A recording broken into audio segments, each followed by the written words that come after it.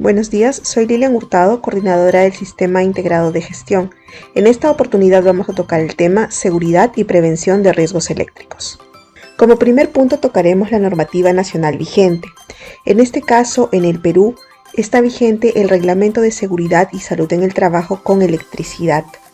Según el artículo 2, el reglamento es obligatorio para todas las personas que realizan actividades relacionadas con el uso de electricidad y o las instalaciones eléctricas, asimismo trabajos de emergencia, operación y mantenimiento.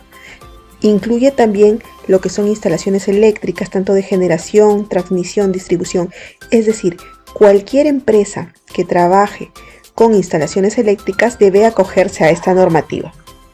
Adicionalmente, contamos con la legislación vigente en seguridad y salud en el trabajo, la Ley 29783, Ley de Seguridad y Salud en el Trabajo, su respectivo reglamento, así como las respectivas modificaciones que se han dado a lo largo del tiempo. ¿Cuáles son las fuentes que generan accidentes?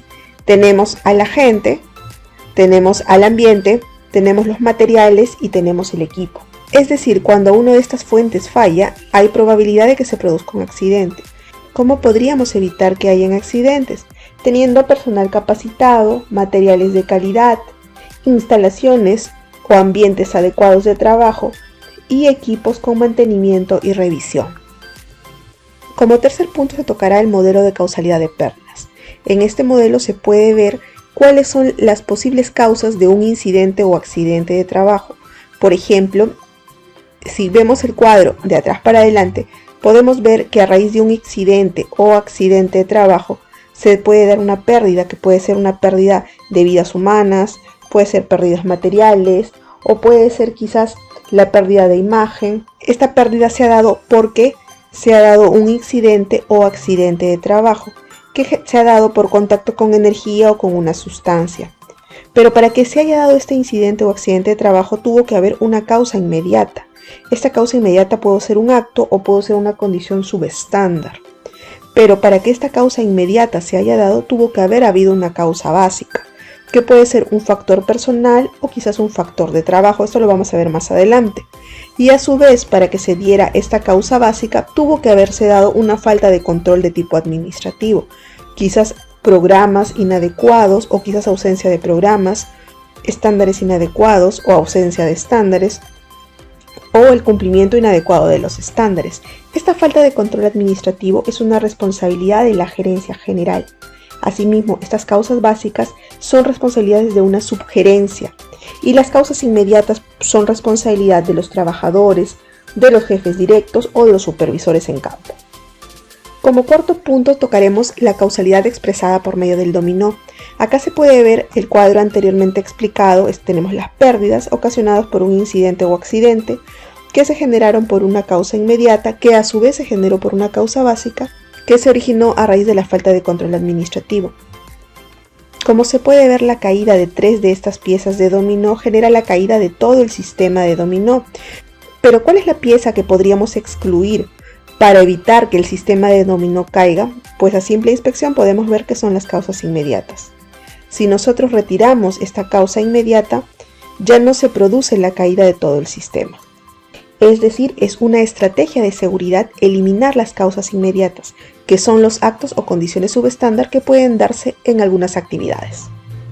Para realizar un trabajo eléctrico debe haber un procedimiento, un entrenamiento e instrucciones de campo a fin de evitar accidentes. Basándonos en los esquemas anteriores, se puede ver que la causa inmediata puede ser un acto subestándar o una condición subestándar. Los actos subestándares están relacionados con el comportamiento de las personas. Por ejemplo, operar sin autorización una maquinaria, o quizás utilizar un equipo defectuoso, o no utilizar sus equipos de protección personal, no respetar la señalización, levantar cargas de forma incorrecta, trabajar bajo efectos del alcohol o de las drogas, o ubicar objetos de forma inadecuada. Tienen que ver con las acciones de las personas. Por otro lado, las condiciones subestándar tienen que ver con el entorno de trabajo. Pueden ser equipos en mal estado, o quizás protección colectiva inadecuada, o ruido excesivo, o quizás materiales en mal estado, o señalización insuficiente, falta de orden y limpieza, terrenos o zonas húmedas. Son actos o condiciones subestándares que podrían causar un accidente y por ende una pérdida, que como ya lo indicamos puede ser de tipo material o puede ser de tipo personal, como la vida humana. Pero esta causa inmediata, que son los actos o condiciones subestándares, a su vez están originados por causas básicas. Dentro de las causas básicas tenemos los factores personales o factores del trabajo. Dentro de los factores personales, por ejemplo, tenemos la falta de conocimiento, quizás falta de habilidad, motivación inapropiada, quizás estrés físico o estrés mental, o de repente la capacidad física o la capacidad mental. Dentro de los factores del trabajo que generan estas causas básicas pueden haber problemas de liderazgo y supervisión, o quizás ingeniería inadecuada, o un mantenimiento deficiente de maquinarias o equipamiento, o quizás los estándares de trabajo son deficientes. Como quinto punto tocaremos el estudio de las proporciones de accidentes. Esta es la famosa pirámide de Bert, donde se puede ver que existe una proporción que por cada 600 incidentes puede darse un accidente grave o mortal. Un incidente es un casi accidente que no ha generado lesiones ni daños materiales. Como sexto punto tocaremos los factores que influyen en un accidente eléctrico. Dentro de estos factores tenemos la intensidad de la corriente eléctrica, el nivel de tensión, la resistencia del cuerpo humano, el recorrido a través del cuerpo, el tiempo de contacto, las condiciones físicas de la persona, condiciones del ambiente y la frecuencia. Pero ¿cuál es el factor que influye más en un accidente eléctrico? Es en todo caso la intensidad de la corriente. El nivel de tensión es la diferencia de potencial que hace posible que la corriente circule. Asimismo, la resistencia del cuerpo humano es la oposición que existe al paso de la corriente y depende de las condiciones de la persona, como lo veremos más adelante. Así, por ejemplo, el recorrido a través del cuerpo se refiere al recorrido que realiza la corriente al momento de hacer la descarga. Por ejemplo, una descarga mano a mano atraviesa la zona del corazón y en un 95% de los casos es fatal, originando la muerte. Por ejemplo, si la descarga hiciera un recorrido a través de la cabeza hasta el pie, atravesaría órganos como el cerebro y el corazón, afectando los músculos respiratorios, y de igual manera sería probable que la persona que sufra la descarga muera. Otro factor que influye es el tiempo de contacto. A mayor tiempo de contacto, mayor lesión. Si el tiempo de contacto es mínimo, hay mayores probabilidades de que la persona pueda sobrevivir a la descarga, como lo veremos más adelante. Otro factor que influye son las condiciones físicas de la persona. Como se sabe, el cuerpo está compuesto en su mayoría por líquido. Así, por ejemplo, las personas que padecen enfermedades a los riñones o almacenan líquidos tienen una condición desfavorable frente a una descarga al almacenar mayor cantidad de líquido en su cuerpo. Por otra parte, las condiciones del ambiente también es un factor que influye en un accidente eléctrico. Así, por ejemplo, si el piso estuviera mojado, la resistencia del conjunto hombre-ambiente sería más baja frente al paso de la corriente, siendo una condición desfavorable. Por otro lado, la frecuencia también influye. La alternancia de la corriente alterna provoca fibrilación del corazón. Así, por ejemplo, 100 mA en corriente alterna podrían ocasionar la muerte de una persona, comparado con 200 mA en corriente continua. Esto no quiere decir que la corriente continua no sea un peligro, simplemente que la frecuencia de la corriente alterna es mucho más riesgosa para las personas. En esta gráfica tomada del curso de seguridad y riesgo eléctrico en baja tensión, media tensión y alta tensión, dictado por la compañía de seguros Mapfre, elaborada por el ingeniero Máximo Walter de la Cruz Hernández, del cual se ha tomado la mayor cantidad de información de esta exposición, se puede apreciar que con una potencia de 25 watts se generan aproximadamente 100 miliamperios de corriente, lo cual podría ocasionar la muerte de esta persona si permanece conectada durante 3 segundos a la fuente que origina la descarga. Así también se puede apreciar que una persona en condiciones de trabajo tiene una resistencia, es decir, una oposición al paso de la corriente de 2000 ohmios, tal como se puede ver en el cuadro. También se puede apreciar que con una corriente de 5 miliamperios la persona siente una ligera percepción, casi imperceptible. Con 10 miliamperios siente una sacudida dolorosa y puede aún soltarse de la fuente de corriente. Con 20 miliamperios sufre una contracción violenta y pérdida del control muscular. Desde los 30 miliamperios la respiración se hace extremadamente difícil. Ya con 50 miliamperios se producen graves daños y puede darse un paro respiratorio. Con 70 miliamperios se puede producir la fibrilación ventricular y con 100 miliamperios, como ya lo indicamos, se puede dar la muerte en caso una persona permanezca conectada a la fuente de descarga durante 3 segundos. La siguiente curva representa el porcentaje de posibilidades de salvar a una persona versus el tiempo de atención a esta. Por ejemplo, si una persona ha sufrido una descarga y su tiempo de atención es de 3 minutos, tiene un 75% de posibilidades de sobrevivir. Por ejemplo, si el tiempo de atención fue de 5 minutos, solo cuenta con un 25% de posibilidades de sobrevivir. El tiempo de auxilio de una persona debe ser en promedio de 2 minutos como máximo, para que cuente con una posibilidad mayor al 75% de sobrevivir. Tocaremos algunos de los factores que influyen en un accidente eléctrico, entre estos la tensión eléctrica. Como ya lo hemos indicado, la tensión eléctrica es la diferencia de potencial que permite el paso de la corriente. Se puede ver en este primer ejemplo la relación de la ley de Ohm, donde el voltaje de seguridad es igual a 25 mA por 2000 ohmios, que es la resistencia que indicábamos tiene una persona en condiciones de trabajo, lo cual da un voltaje de seguridad igual a 50 voltios.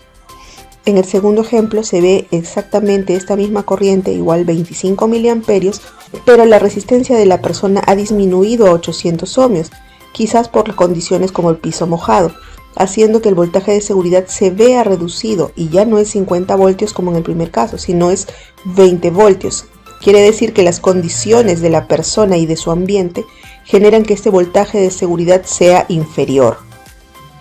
Estadísticamente, el riesgo en alta tensión es menor que en baja tensión.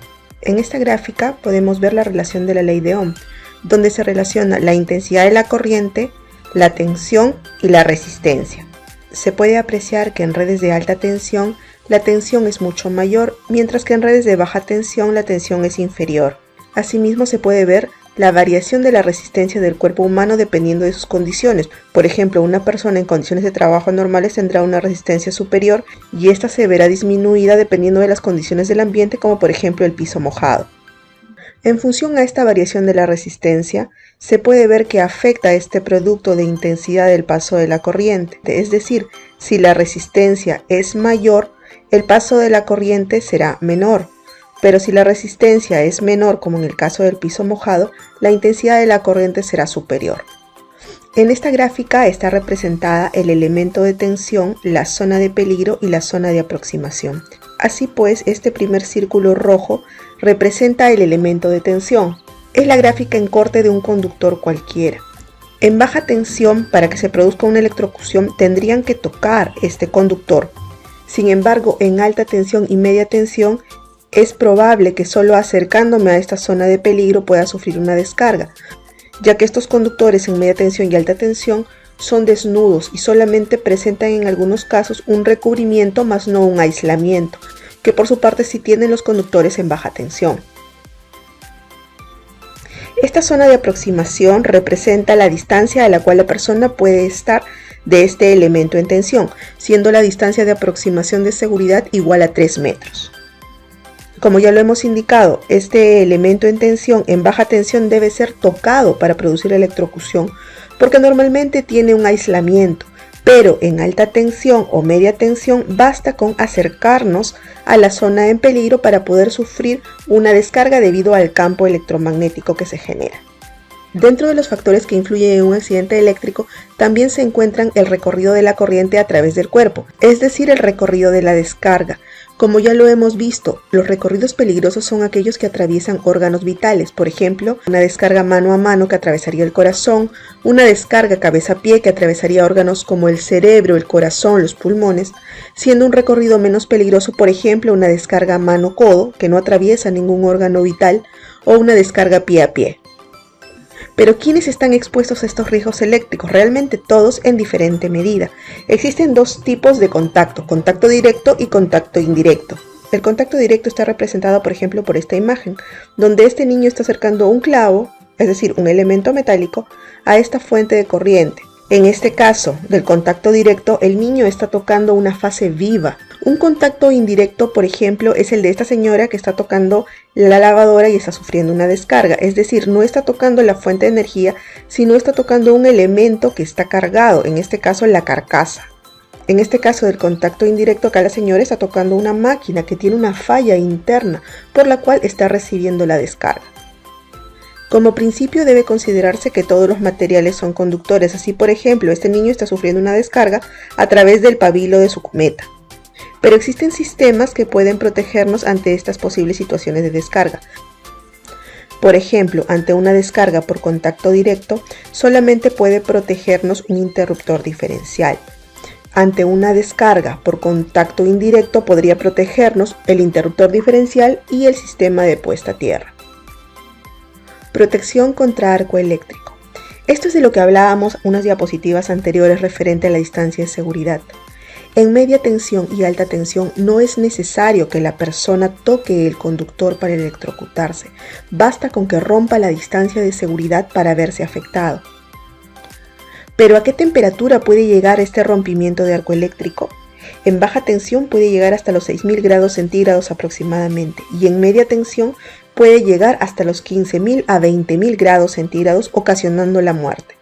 Tal como se indica en esta diapositiva, el arco eléctrico puede ocasionar la muerte a distancias de 3 metros, que es la distancia mínima de seguridad recomendada. Existen tipos de quemaduras debido al arco eléctrico. Algunas son quemaduras de primer grado que afectan solamente la capa exterior de la piel, causando dolor, enrojecimiento e inflamación.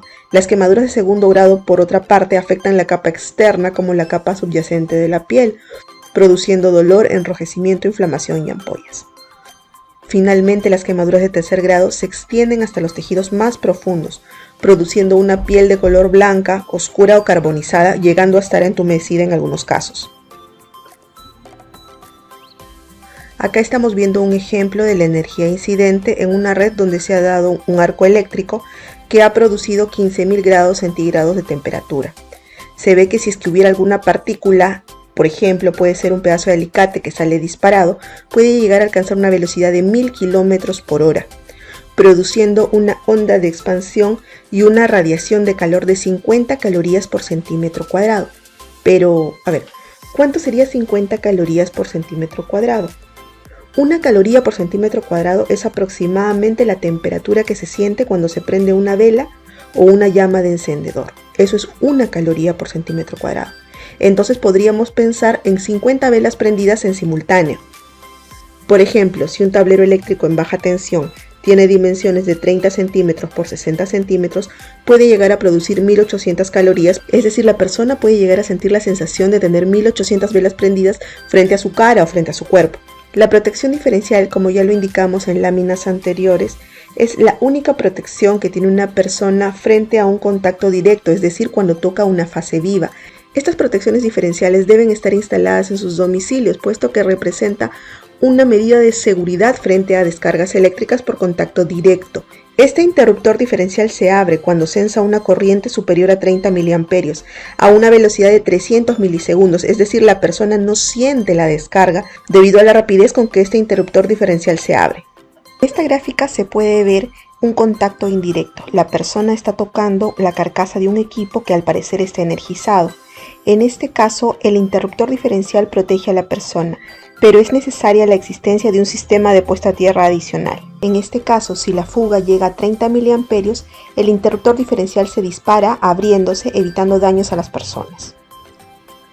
Este es el ejemplo de un contacto directo. En este caso, el sistema de puesta a tierra no protege a la persona.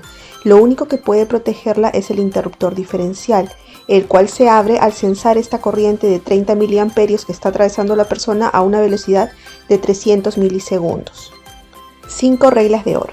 Dentro de las 5 reglas de oro para trabajos con electricidad se tienen: la primera, cortar en forma efectiva todas las fuentes de tensión. La segunda, bloquear en posición de apertura los equipos de corte. Para esta segunda regla debe existir un procedimiento escrito, en el cual se detalle el tipo de bloqueo, el tipo de etiquetado, tipos de candado, las excepciones, entre otros. Como tercera regla de oro está verificar la ausencia de tensión. Esta verificación se realiza con detectores de tensión que van de diferentes voltajes, desde 220 voltios hasta los 220.000 voltios. Como cuarta regla de oro es poner el sistema a tierra y en cortocircuito, tanto para alta tensión como para media tensión. Finalmente, como quinta regla de oro, señalizar y demarcar la zona de trabajo. Acá hay algunos ejemplos de accidentes en baja tensión, media tensión y alta tensión que podrían haber sido prevenidos. Los accidentes en baja tensión son los accidentes comunes que pueden sufrir en el hogar, que ya hemos visto que pueden ser prevenidos con un interruptor diferencial o con un sistema de puesta a tierra. mientras que para evitar accidentes en media tensión y alta tensión, el personal debe ser capacitado, contar con procedimientos escritos de trabajo, haber llevado una capacitación en primeros auxilios y contar con todos los implementos de seguridad personal necesarios. Con esta última diapositiva damos fin a la capacitación en seguridad y prevención de riesgos eléctricos. Soy Lilian Hurtado, coordinadora del Sistema Integrado de Gestión.